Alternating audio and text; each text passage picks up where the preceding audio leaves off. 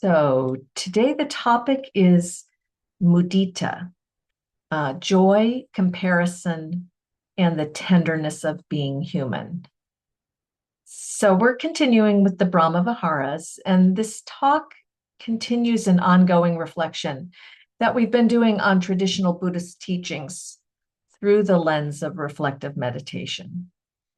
Our intention has been to take the teachings off a conceptual shelf. This is my language of the morning, off the conceptual shelf and out of the attainment game. Reflective meditation invites us to investigate the teachings in the conditions of our lived experience with honesty, kindness, curiosity, and reflection. So mudita, as we've mentioned, is often translated as appreciative or empathetic or sympathetic joy. And it's one of those teachings that can sound very simple in theory, and yet it really reveals a tremendous complexity when we look at it in our actual lives. In the traditional Buddhist teachings, mudita is considered an antidote to envy and comparison. And it is the capacity to delight in life wherever goodness appears. Yet and but and all of that, envy and jealousy are deeply human experiences that most of us have dealt with most of our lives. In Buddhist teachings, mudita being considered the antidote is not because envy is rare, but because comparison is so common. Our minds continually measure who's more loved, who's more successful, more secure, more recognized, more at ease. Even in spiritual communities, comparison quietly appears. Someone seems a little calmer, wiser, more awakened, more creative, more confident. And without realizing it, we may turn, not always, but we may turn another person's life into evidence about our own worth. So envy can feel painful because underneath it touches often a longing.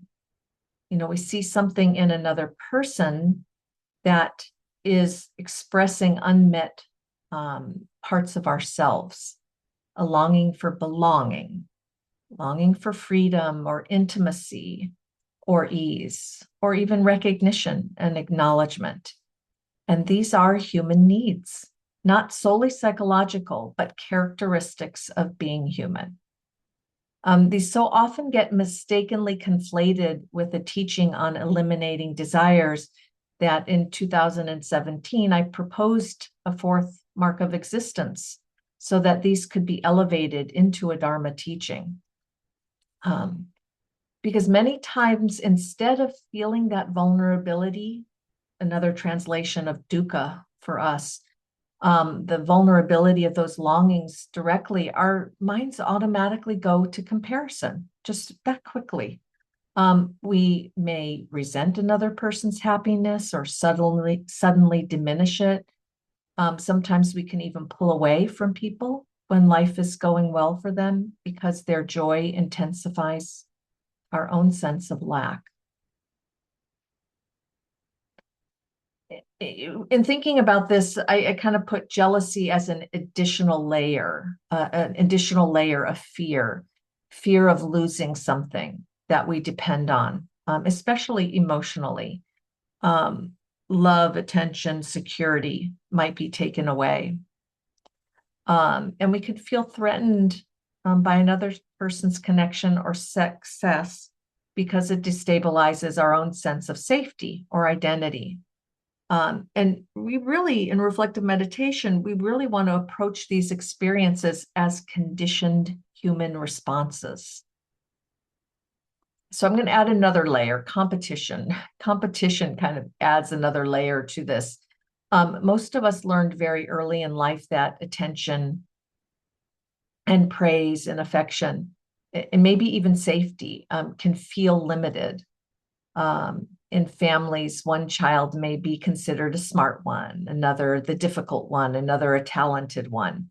And even in loving families, children often absorb the sense that they must distinguish themselves in order to matter.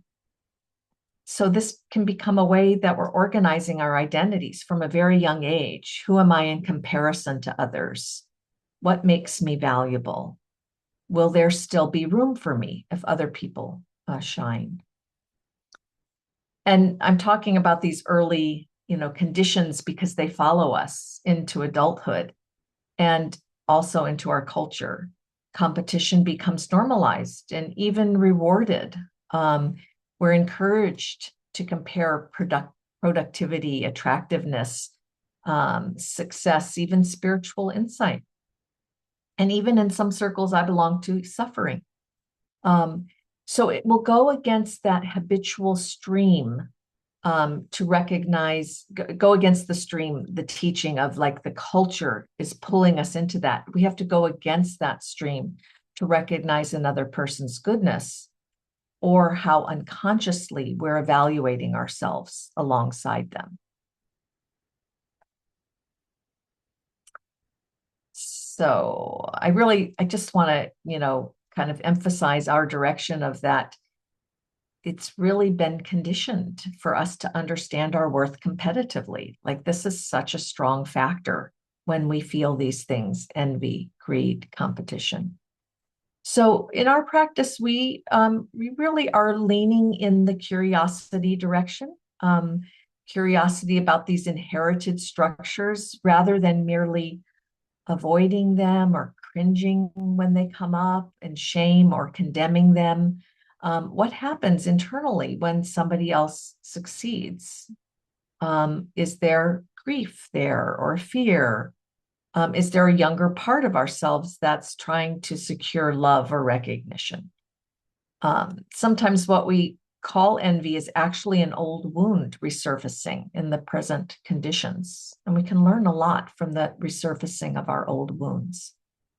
And often between, beneath, not between, beneath envy is grief for the opportunities we didn't have, or for parts of our life that don't feel finished, they feel unfinished.